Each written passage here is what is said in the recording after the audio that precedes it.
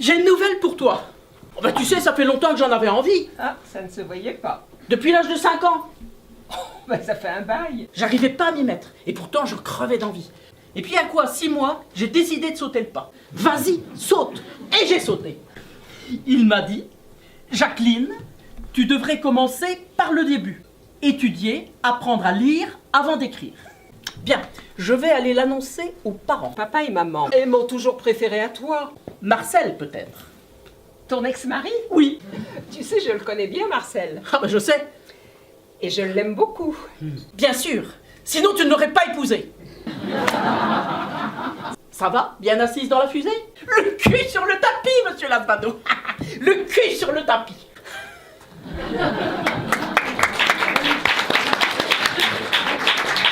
Oui, mais moi, ce que je veux, c'est que ça se voit. Mais comme toi, qu'on voit que je suis ta sœur. Enfin, devenue ta sœur. Enfin, je veux dire, à égalité, même plus, au-dessus de l'égalité. Tu sais, Jacqueline, au point où tu en es arrivée, je me demande même si c'est nécessaire que tu parles. Encore bravo, Jacqueline. Tu sais, Claudine, c'est très facile, hein, parce que j'en meurs d'envie. J'ai dit que tu aurais peut-être pu essayer de t'en passer. Tu as honte? Honte de moi! Et tu ne vas quand même pas comparer un fauteuil roulant à une perruque Louis XV. Madame préférait présenter à ses ex-collègues de travail un mari avec des jambes mortes. Non mais dis-moi, je rêve, Claudine! C'est si dur de me faire plaisir. Un tout petit plaisir d'un quart d'heure. 15 minutes, Jean, tu peux tenir. Elle a eu son mal, la Claudine. Quoi? Il m'embrasse. Il est beau comme un turc, dis donc. Tu l'enlèves et tu la remets. Et ailleurs? Ailleurs que dans ta famille? Ah, c'est une revanche. Total. Avec un mari, c'est une revanche totale. Ils sont communistes, hein, Conforama? C'est comme un voyage de noces pour moi.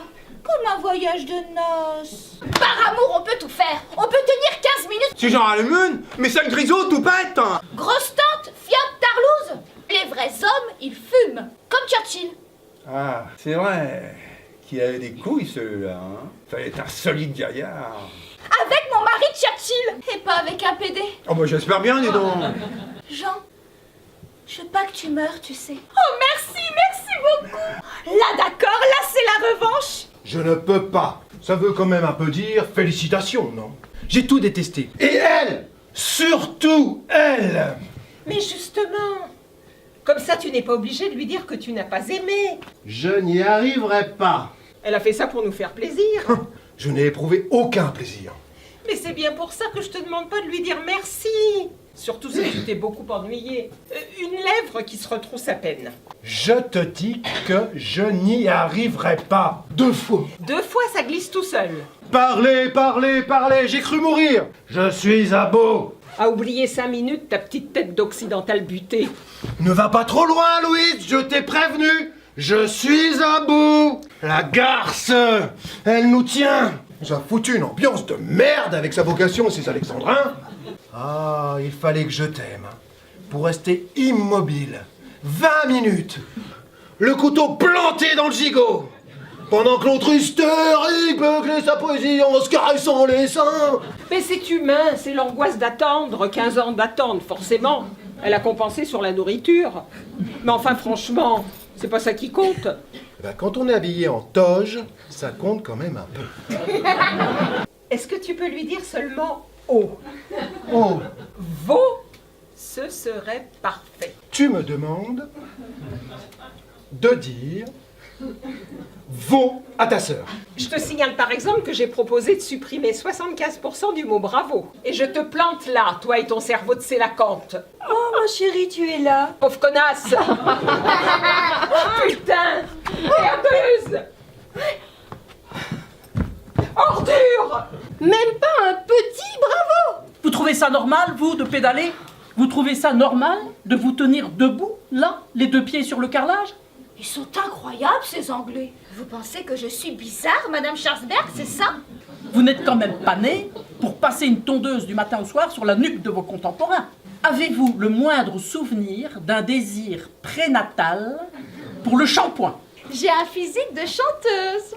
Croyez-moi, lorsqu'on vous voit développer votre mètre 75, Oh là, vous êtes gentil, 65 à peine. quand on examine vos narines, vos oreilles, vos pieds, mais on ne peut pas imaginer que vous ayez été conçu pour vaporiser de la laque. Maintenant que vous le dites, c'est vrai qu'il m'est arrivé d'avoir envie de voler.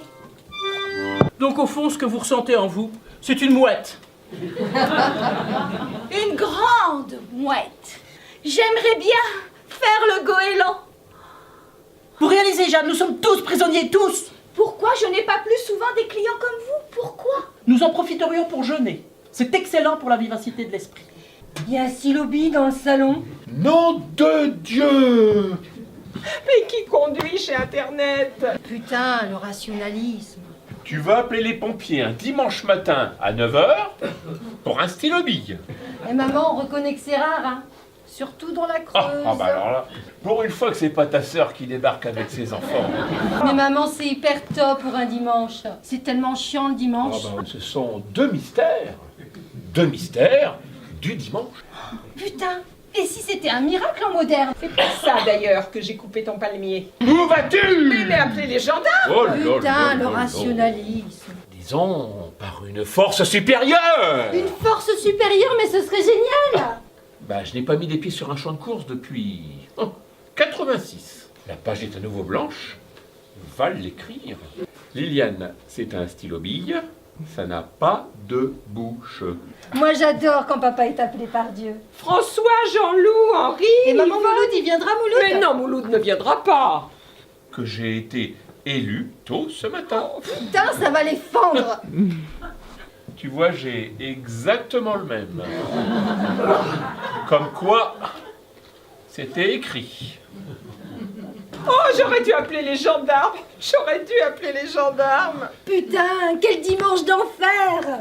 Je peux savoir pourquoi tu me réponds quand je t'appelle Monique? Mais parce que je m'appelle Monique. Et je peux savoir qui t'a appelé Monique? Tu affirmes devant moi que ton propre père t'aurait appelé Monique? Ça l'étonne beaucoup. Alors maintenant, on peut s'appeler Madame Monique sans avoir épousé Monsieur Monique. Quand je me suis mariée avec ton père, tu n'étais pas née. On s'est mariés pour toi et tu n'es pas venue. Comme toutes les autres filles de ma famille, je m'appelle Yolande. Quand on voit comment sont accoutrés les princes charmants, faut pas s'étonner qu'ils préfèrent les garçons et que les jeunes filles les attendent ton vin. Mais alors comment je m'appelle? Tu n'as même pas enregistré le prénom que ta maman te répétait en te donnant le biberon. Henri reconnaît que c'est quand même autre chose que Monique. Il se comporte comme une fille. Les 11 heures de javelot ont un équipement considérable. Mais Henri n'est pas sportif, maman. Il couche avec un sportif, ça n'a rien à voir. Tu es à l'université? On a un quartier en commun? C'est vrai qu'on se parle beaucoup aujourd'hui. On se dit tout ce qu'on a sur le cœur. Ben, j'espère que je vais me souvenir où j'ai garé la voiture. J'adore Balzac! J'adore t'appeler Bob. Parce que je ne m'appelle pas Bob. Mais pourquoi ça te fait très plaisir de m'appeler Bob? Et quand Bob arrive, c'est comme le week-end. Bah, je l'appelle déjà Zaza. Bon bah ça suffit maintenant, c'est non. Et puis il a pissé sur un tas de dossiers ultra confidentiels au milieu du bureau ovale. Bah alors je suis désolé alors. Et il a sauté sur Lincoln. Non c'est vrai, c'était Lincoln. Précisant qu'il n'avait rien contre les lapins. Laisse-moi t'appeler Bob. T'as envie de le culbuter? De déféquer sur son ordinateur personnel. Mais tu veux pas le thé, tu veux le violer. Ils sont durs les petits.